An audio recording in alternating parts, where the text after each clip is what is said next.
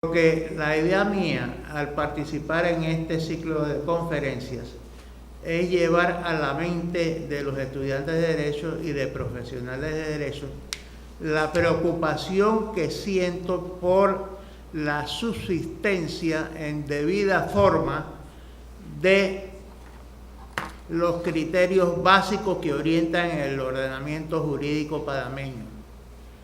Me preocupa que el ordenamiento jurídico panameño pueda quedar un día futuro al mismo nivel que los ordenamientos, por ejemplo, de Puerto Rico, de Filipinas y de otros países que no se sabe realmente cuál es su ordenamiento jurídico. Si es un ordenamiento anglosajón o si es un ordenamiento europeo continental o qué es lo que es. Y que puede llevar hasta esos extremos, puede llevar sencillamente el desconocer en qué consisten las instituciones básicas del ordenamiento jurídico panameño. Por ejemplo, si hace mucha propaganda que el registro público recaudó tanto, pero eso es lo importante para el ordenamiento jurídico. Eso no tiene la menor trascendencia jurídica.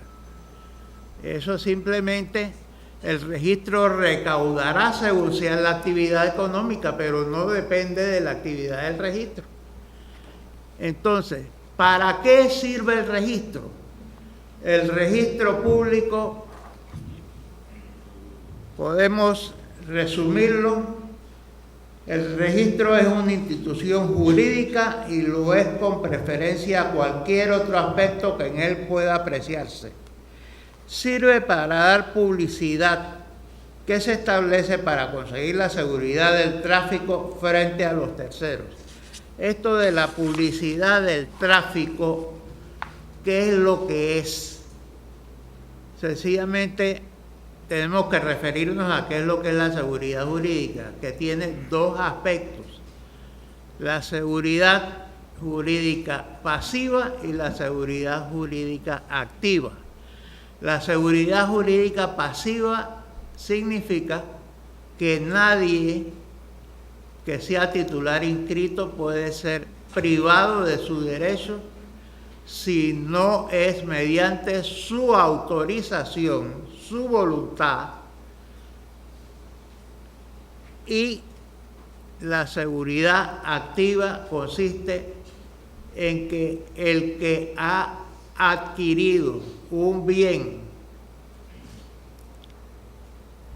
ateniéndose de buena fe a las constancias del registro, no puede posteriormente ser privado de ese bien, aunque resulte que existe alguna causa que no consta en el registro y que demerita o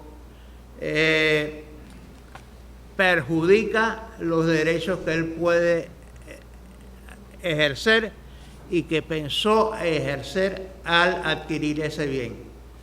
Esos son los dos aspectos de la seguridad que ofrece el registro público y para eso sirve. Para eso fue concebido y no para otras cosas. Tenemos que esto se traduce fundamentalmente en el principio de fe pública registral que consagra lo que acabamos de ver, en el sentido de que el principio de fe pública registral establece la seguridad jurídica activa y ese principio ha sido considerado como la piedra angular del registro público panameño. Entonces, desde que se estableció el actual sistema registral, tenemos que el registro ha sido considerado en un fallo de la Corte Suprema de Justicia que el sistema de registro implantado por la Ley 13 de 1913 y adoptado por el Código Civil panameño descansa en la piedra angular de que ningún tercero puede ser perjudicado por actos que no consten en el mismo registro. No importa que estos actos se hayan otorgado por instrumento público, no importa que hayan sido inscritos en un registro anterior, no importa que con anterioridad se obtenga su inscripción en el nuevo registro. Al tercero le basta demostrar que cuando contrató o cuando su título fue inscrito no figuraba en él tal acto, para pedir que se le dé preferencia y se prescinda del pedimento del que discute su derecho. Y esto es así porque el registro público es y debe ser el único libro de consulta sobre bienes raíces, y porque admitir otro sistema es destruir su eficacia y sembrar la alarma y el desconocimiento de los contratantes en bienes raíces. Esto es lo que se llama el principio de fe pública registral, que no solo ha sido considerado así en fallos de la Corte Suprema de Justicia, sino que el mismo órgano ejecutivo señala en la resolución número 1 del 29 de enero del 93 que así la función pública que a través del registro público realiza el Estado no se limita a garantizar la propiedad individual sobre la tierra, sino que además, y esto es lo fundamental, permite el tráfico inmobiliario y fomenta la tenencia de la tierra por numerosísimos propietarios, facilitando así su incorporación a actividades económicas productivas. O sea, para esto es que sirve el registro público, para el que tenga interés en invertir en inmuebles, vea protegido su interés, ya que en el registro público, que en nuestro país es de libre consulta, deba constar cualquier acto, cualquier derecho que pudiera afectar el bien que se va a adquirir o aceptar como garantía. En ese sentido es que el registro público tiene como objeto garantizar la llamada seguridad del tráfico. ¿Qué es la seguridad del tráfico? La seguridad de que si yo le quiero vender a él, él sepa cuál es el estatus jurídico del bien que está comprando. Eso es lo fundamental.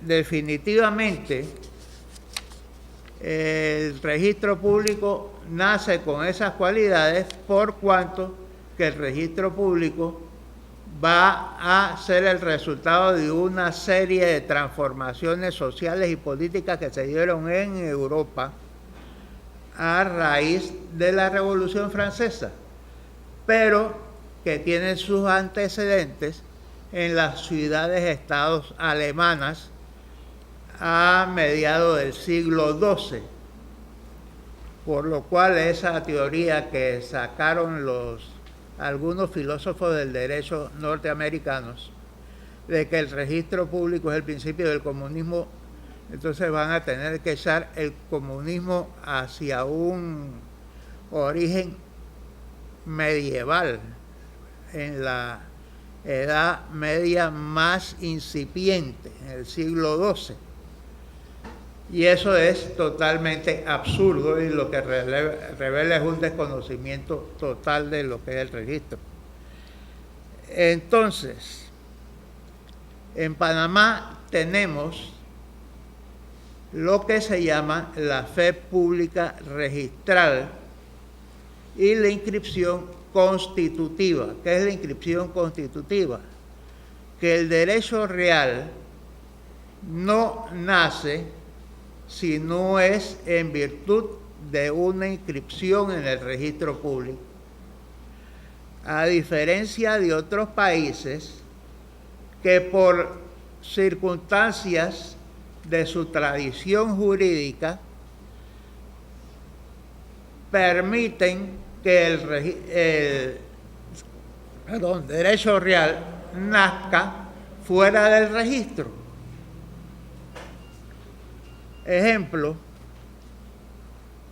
en España, que es la fuente inspiradora por lo general de nuestro sistema civil, de nuestro derecho civil y de nuestro sistema registral, los derechos reales nacen a la vida jurídica a través de el otorgamiento de la escritura pública correspondiente, no de la inscripción en el registro público. El registro público es mera publicidad, pero actualmente existe la tendencia en España de que el derecho real nazca en virtud de la inscripción registral. ¿Por qué? En España el derecho real solo nace en virtud de la inscripción en el caso de la hipoteca. ¿Por qué? Porque allá le dan importancia, por la tradición jurídica que tenían ellos, a la posesión como publicidad. Sin embargo, como bien sabemos todos, la posesión o la tenencia, porque ahí hay una especie de conflicto de vocabulario entre nuestra legislación y la legislación española. Para ellos es posesión lo que para nosotros es tenencia. Entonces, ¿qué es lo que pasa? Que allá, para afianzar el derecho de hipoteca y su condición de derecho real, aunque no se dé la posesión, entonces se exigió que la inscripción de la hipoteca diera lugar al derecho real. En nuestro país ya desde 1913, gracias a la obra de estos prohombres geniales, diría yo, como Eusebio Morales y toda la pléyade de los abogados que intervinieron en estos temas en la primera parte del siglo XX. Ya desde 1913 nosotros tenemos el sistema de que el derecho real nace necesariamente en virtud de la inscripción. Salvo lo que señala Dulio Arroyo, por ejemplo, de que algunos derechos reales pueden existir o nacer fuera del registro, pero son muy limitados. Posesión y algunos derechos reales, por ejemplo, la accesión y algunos otros, pero muy escasos. En Panamá, la norma general que ha considerado la Corte como vigente y que ha considerado también como vigente la doctrina científica más reconocida es la que de los derechos reales nacen en virtud de la concurrencia de la inscripción de la escritura pública en el registro público. O sea que la inscripción resulta así constitutiva. Sin inscripción no hay derecho real. ¿Y qué importancia tiene esto? Ahora vamos a ver cuál es la situación que se viene dando. ¿Qué pasa? Yo decía hace algunos meses que el sistema registral panameño ha sufrido los mayores ataques durante un periodo aproximado de 10 años. Y lo dije delante de un magistrado de la Corte Suprema de Justicia en el Paraninfo de la universidad. ¿Y por qué es esto? Por cuanto que se han tomado medidas, por ejemplo, el llamado levantamiento de secuestro, y después que ha sido levantado y que los futuros adquirentes de bienes hayan tomado nota de que el secuestro no existe, el secuestro o el embargo, entonces a través de amparos de garantías constitucionales reviven el secuestro o el embargo. Entonces, ¿en qué quedaron los adquirentes de buena fe? Esto del adquirente de buena fe tiene su símil en materia de muebles, en que yo le compre un Rolex a la empresa esta que vende Rolex y que después alguien diga que ese Rolex es robado y hay que devolvérselo a él. Por el hecho de habérselo comprado, por ejemplo, por decir algo, a Mercurio Joyero, ya yo me veo defendido. Pero aquí, ¿qué es lo que se quiere? Decir que comprárselo a una persona que aparezca como titular en el registro público no tiene ningún significado. Y entonces, ¿qué es lo que va a hacer oponibles derechos de terceros? Es el orden de presentación al registro en el diario, porque si no, ¿en qué queda la oponibilidad? ¿En qué queda la oponibilidad?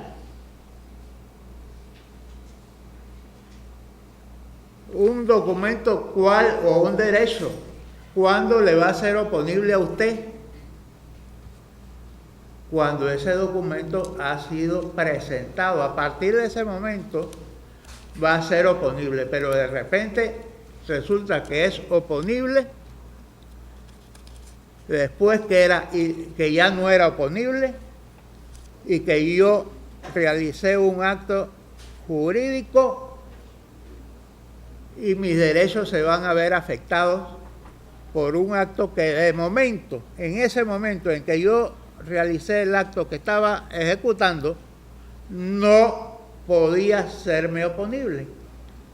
Pero por efecto de un amparo, que como bien ha dicho la Corte, el amparo no puede llevarse a cabo en contra de actos que han sido ejecutados ya hace mucho tiempo o que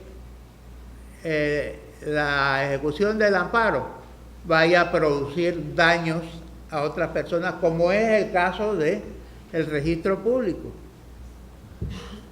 Esto de revivir un secuestro o un embargo cuando hay otras personas que ya tienen su título presentado al registro público y que en virtud del principio de prioridad no pueden ser afectadas. Entonces, ¿qué ocurre con el orden jurídico? Mañana usted compra una cosa y yo le saco pasado un secuestro que estaba cancelado, pero que de repente reviví en virtud de un amparo.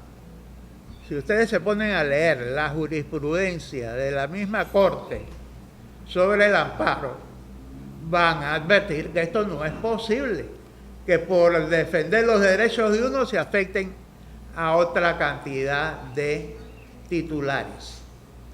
Y esto va precisamente en contra de la finalidad del registro. Y si el registro no pudiera objetar este tipo de medidas, sencillamente no sirve para nada. El registro las puede objetar a través de la calificación, aunque los términos ciertamente del artículo 1795 no sean quizás los más felices, pero la jurisprudencia ya ha considerado que en esos casos no procede ningún amparo. Pero sin embargo se están dando. Entonces, otras cosas que se están dando, por ejemplo, el llamado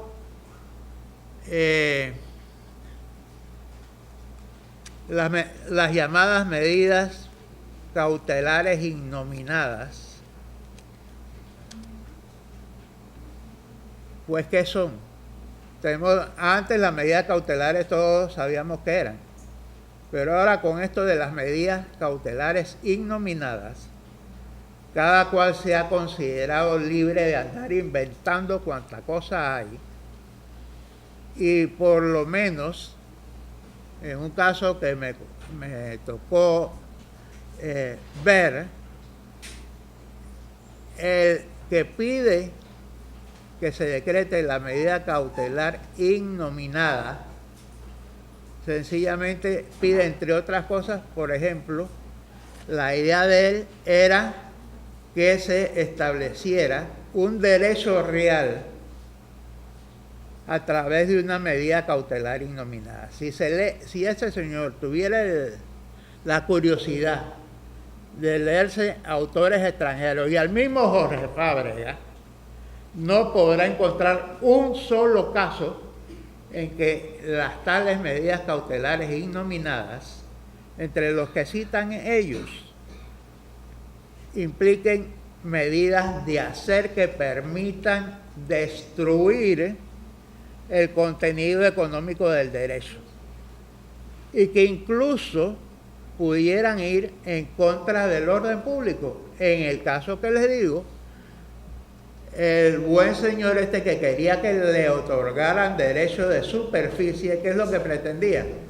Construir una carretera, un terreno que era ajeno y que ni siquiera la ANAM pudiera intervenir para impedir la deforestación que iba a provocar esa carretera. O sea que es decirle al Estado, métase debajo de la silla, que no tengo un derecho real, que si lo tuviera tampoco pudiera hacerlo, pero no lo tengo. En esas condiciones mías de no tener ningún derecho real y ser un simple aspirante a tener derecho real, le voy a impedir a usted que haga lo que usted según la ley tiene que hacer. Entonces realmente esto preocupa. Hay otros casos y otras situaciones que tienen que ver con registro público, como por ejemplo aquello de que vienen a presentarse en Panamá una serie de señores proponiendo el llamado seguro de títulos y sale muy retratado en el periódico. Pero tenemos que, lo que pretende asegurar el seguro de títulos ya lo está asegurando el Estado. O sea que es un contrato sin causa, es ilegal. Pero como a nosotros piensan los agentes de compañías honradas y bien reconocidas por el público, que lo que se nos ponga enfrente lo vamos a hacer, entonces vienen a vendernos seguros de títulos. Pero tienen su